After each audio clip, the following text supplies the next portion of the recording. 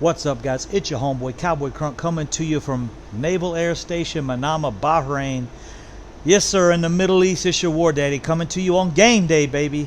I am extremely excited to have game day today, as we can hopefully wash the bad taste of this loss out of our mouth and get to 2-2. Very, very important game today. It's one of those games, we had games like this last year at the beginning of the season that were a little shaky. And then the season kind of just seemed to, rattle a little bit and fall apart. It's really disturbing to me that we're having this shakiness already, and it seems like a lot of things fell apart this week and nothing really came together. So we'll see if we can clear that up today and come out with a victory against a Brown team, guys, that's coming along. This team is on paper is solid. If you look at their roster, they have really some young guys that are top draft picks that are going to be probably not staying in Cleveland. Sooner or later, they're going to get to the point where they can't pay these guys that they have. That's how solid their roster is and young it is. Luckily, a lot of those guys are on rookie deals still in their first 4 years, so they're not requiring that big tag yet. Want to go over some of the stuff we need to get done today. We're going to have to run the ball, guys. I mean, everybody knows that. We're saying we're going to get back to it. The problem is there's about 3 things that add up to not allowing us to run the ball. First of all is our secondary has given up some big plays. It's gotten us behind in games. We're moving the ball fine. We're stopping the ball pretty well.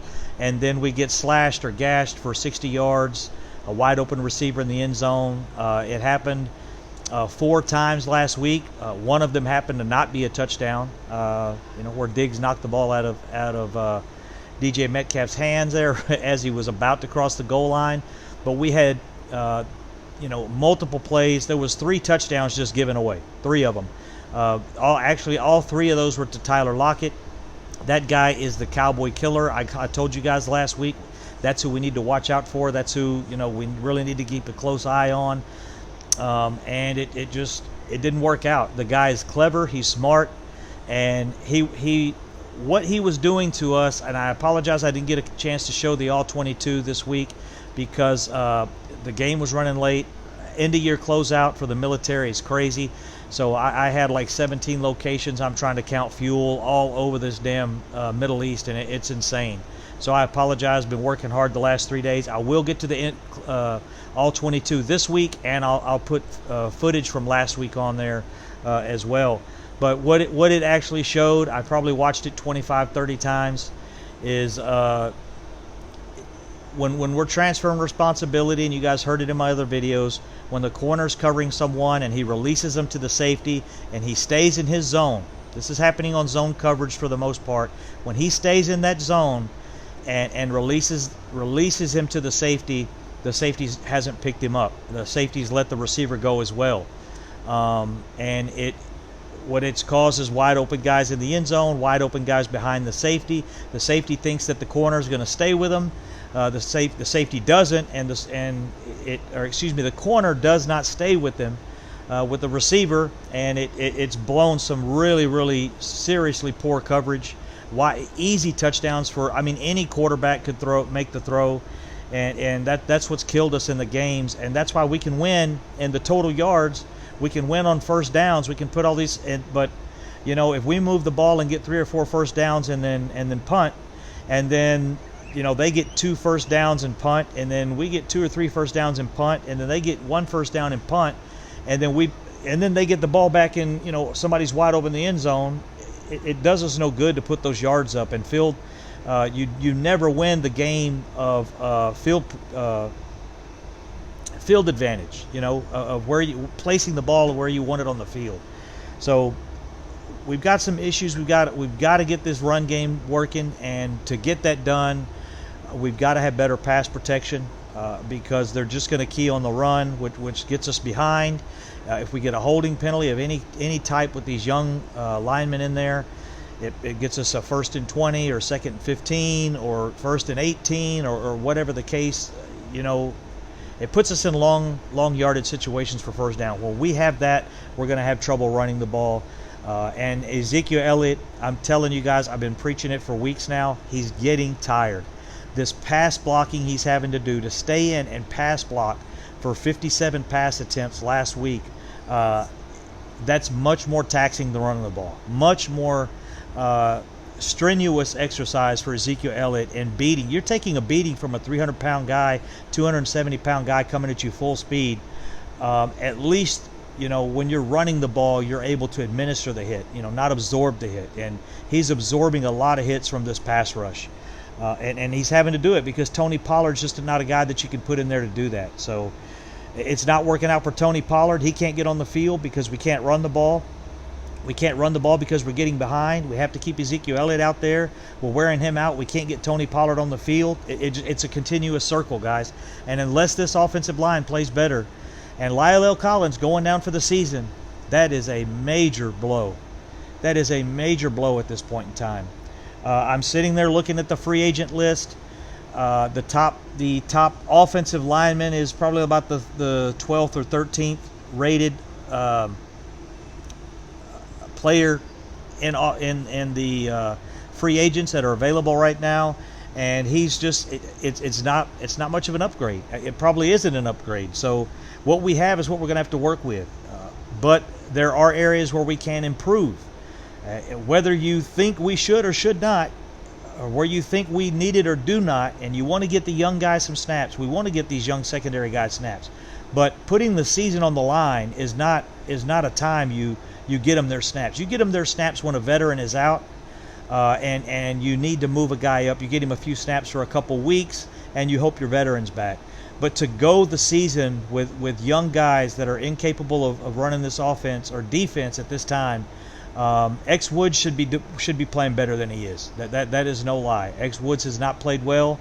The other corner, Thompson, has not played well at all either. So the corners are playing okay. It's just our secondary overall is not playing well. 4 of the top 5 free agents still on the market right now are secondary guys. You've got 3 safeties, a corner, and a guard out there. Larry Wolford is still out there.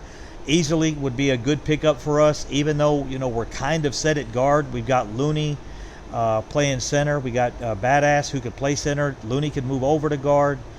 We got Martin and Wilson. Damn it! See, I wasn't prepared. 52, the young guys. We got both of the young guys in there that could. They're going to play well, but they are not what we need when it comes to putting a game together like we need right now to get us back to 500. There, 3 of the 5 safeties that are out there, or 3 of the 5 top free agents are safeties: Eric Reed, Earl Thomas, Clinton-Dix. Clinton-Dix definitely is a upgrade from what we have out there right now. I don't know what the hell happened with that. All of this clueless stuff, it's mind-boggling to me. We're not getting information like we used to from Jason Garrett, who used to just freely tell us what was going on. And it's just, it's difficult, guys. And we're at a difficult time of the season. So we're going to have to run the ball today. We're going to have to keep the score low. We're going to have to grind this out and hope we can keep our secondary from making big mistakes. Even if we have a bad day, we do have Anthony Brown, Chidobe Awuzie coming back. LVE will be back soon. Sean Lee. But we cannot let this team fall apart until that happens. Alden Smith is playing lights out. Randy Gregory will be joining the team soon. We have things to look forward to, but we cannot have this season over before this happens. We've got to look back and learn from our mistakes, and that's what I say by moving forward. Guys, at this point, as many mistakes as have been made in the secondary, that's the place we can improve the most, and the players are sitting out there. It makes no sense to me why they haven't gone out and done this, whether it's Eric Reed, Earl Thomas, or even bringing back Clinton-Dix at a cheaper rate. I mean, I don't know. The philosophy of this next man up is just not working right now, and that's what we were using before. I don't understand this. We were using this next man up policy bullshit before, and it was not working. So I don't know, guys. Dak's been playing well. Even without the greatest protection, he's played well. He had a couple interceptions, and that's going to happen when you start forcing it. When you get in those positions where you're a team and you've got to force something to happen, that's when the walls break and the seams start to fall apart, and that's what I was talking about. So, hey guys, it's game day. I think we have a solid chance today, but Cleveland is a solid roster top to bottom. They have first-round draft picks all over the place. Odell Beckham Jr., we're going to have to put him in check, but I'm worried about Jarvis Landry. Jarvis Landry could be the guy that carves us up. These guys that are good at finding that spot in the zone and sitting down or doing like Lockett does. And Lockett, what he did was he split the zone, and he would make the corner or the safety make a decision. And we messed that up too many times.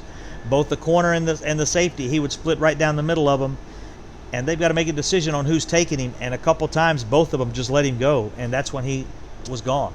And